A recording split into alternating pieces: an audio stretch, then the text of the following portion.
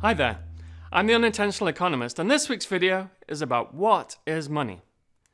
The very subject of money tends to bring out a lot of strong emotions in people, and if we don't have enough of it, then it's a major cause of stress in people's lives, because it's become essential to human existence. What surprised me the most, though, is that given its importance, there are so many misconceptions about it, and also very few people take the time to really study the subject. At the end of the day, if you want to become wealthy, you need a wealth plan. And part of that plan should be to read all you can about the subject, to expand your mind. That helps you not fall for the disinformation published by a lot of the financial industry, 95% of which is just downright wrong.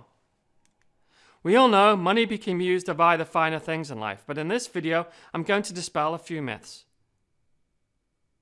Way back in the dawn of time, money started as a way of exchanging value. And at its core, that's still the case today. It allowed human beings to specialize on certain tasks, allowing us to achieve more complicated things that benefited the whole society. If one person grew corn and another person created pottery, the person that created pottery needed to eat, and the person that grew corn needed something to eat out of or to hold water. Because it was mutually beneficial, they could work out a trade and barter with each other. However, as skills became more specialized, we only needed some skills very occasionally, such as medical care or an engineer to build a bridge. So we started using scarce resources that had a fixed supply, such as gold, to put a value on different things. And that's really how money came into existence. This is also when money became a store of time. Some people's time is worth more than others because some skills are harder to acquire than others. And if a skill is both hard and in high demand, then the person who has those skills gets paid more. It's pretty simple. An example of this is a doctor. If you were ill, and the few doctors that live near you could demand a lot for their services. The most amazing thing about that period of time when money was based on physical metal was that there was no such thing as inflation. It was a lot easier to know what things should cost because they didn't change from one generation to the next. So you could tell your kids what the price of a loaf of bread should be. Could you imagine that? Most people don't know that in the early days of America as a country, there was practically no inflation outside of the few times of war. And keeping the value of money stable was even enshrined in the Constitution. And they even enacted the death penalty for anybody debasing the value of money. In other words, if you caused inflation, you would have been given the death penalty. So what on earth happened? Well, to start off with, the dollar bills created a loophole and weren't classified as money. Can you imagine that? They were like loan documents with a promise to repay the value printed on them for physical silver. This gave people something that was easier to use but was almost as stable as gold and silver. The real problem was, though, that no inflation in America was one of the things that frightened the rest of the world.